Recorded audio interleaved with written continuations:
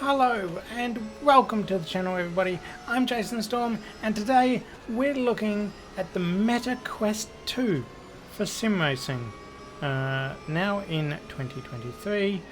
Last time I did a little bit of a update on this. It was version 30.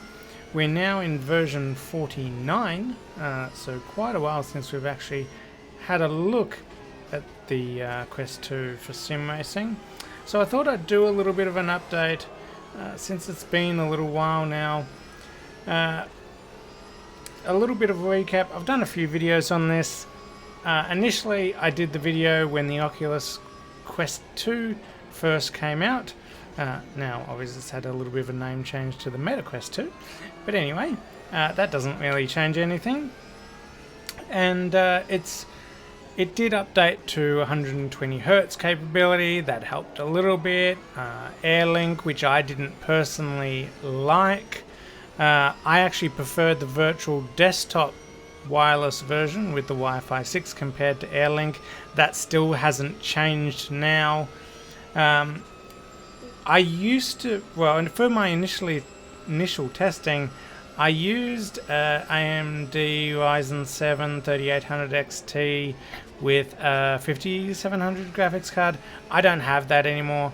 Now I'm doing testing on AMD Ryzen 9 5900X with a 6900 XT graphics card, 32 gigs of RAM at 3200 megahertz. So the computer has been updated a little bit. Some people used to say, "Oh, it's your computer." Well, this will tell, won't it? Anyway, so my testing now. I have tested this multiple times in the past with new updates, and it hasn't really done much for me. It hasn't really improved since the last video, so I just haven't made any video on it up until now. Now we're quite a bit more in the future, so I thought I'd do a bit of an update now, and I tried it out. It's a little better. For those of you that don't know much about VR, most wired VR headsets have a display port and a USB, and all the data goes through those normally and straight to the headset. But with the the Meta Quest 2, that's a little different. It doesn't have a display port and a USB, it just has the USB. So the computer effectively compresses all the image, sends it through the USB, and then the Quest 2 then has to uncompress it. And that unfortunately puts a little bit of latency in there. And I don't know, everything's just not quite as sharp. Particularly with some of the higher powered graphics games like Assetto Corsa Competizione and the one we're watching right now, AMS2. iRacing, which doesn't have as much graphical demand, it's a bit better. I don't notice it as much with iRacing. AMS2 is probably starting to get a bit too much, and ACC you notice it the most, I think, because that's the hardest on the computer. And the Quest 2 graphics, I guess you could say, because it's not really necessarily the 6900 XT graphics that I'm running in my computer. It's more what the Quest 2 is trying to uncompress to show in the monitors inside the VR headset. It's a bit of a struggle for the Quest 2 still.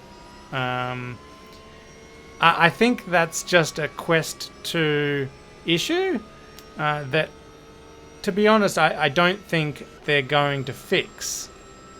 Now, there is the virtual desktop thing that I was talking about before, and you don't I don't know if it does compression with the virtual desktop version.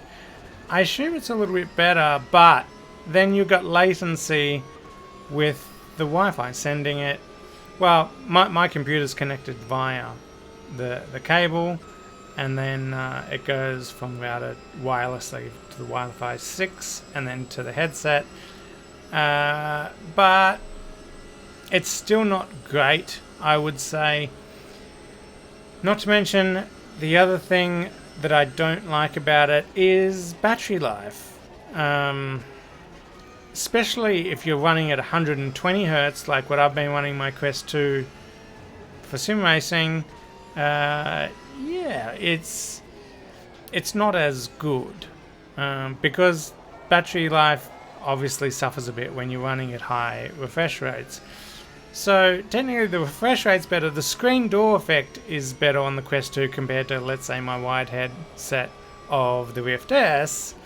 But there are better wired headsets out there that have less screen door effect than my Rift S. But that's just what I have to compare it to. And yeah, it's kind of weird because the Quest 2 image is effectively kind of clearer if you're sitting still. But if you're moving and you've got all the walls and all that around you and all that flying by, then the image suddenly gets a bit wobbly with the Quest 2. It just can't quite keep up with the really fast movement of sim racing. As I've said in previous videos, I prefer the Quest 2 for FPS stuff and other games that doesn't have all the fast moving objects flying through the display. But unfortunately for sim racing, with a combination of the graphics being a little wobbly and not quite as crisp, despite the fact the screen door effect's not there, well, it is minutely, I guess, and the battery life that you just don't even need to think about with a normal VR headset, I just can't recommend it for sim racing.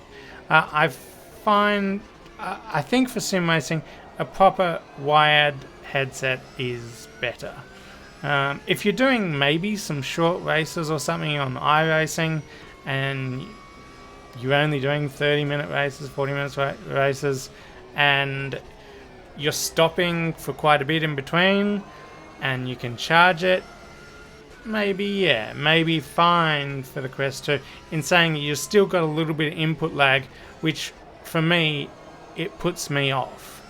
So I don't really like that. I find if I do some racing in the Quest 2 and then go use the Rift S, I find I instantly go faster because everything feels more instant, more snappy, and just it gives me more confidence when I'm racing, despite the little bit more of a screen door effect. For some reason, I just drive better with the more snappiness. It's like if anyone's ever used a 144 Hz monitor and then gone back to a 60 Hz monitor, just something doesn't feel quite right. It's a little bit more laggy.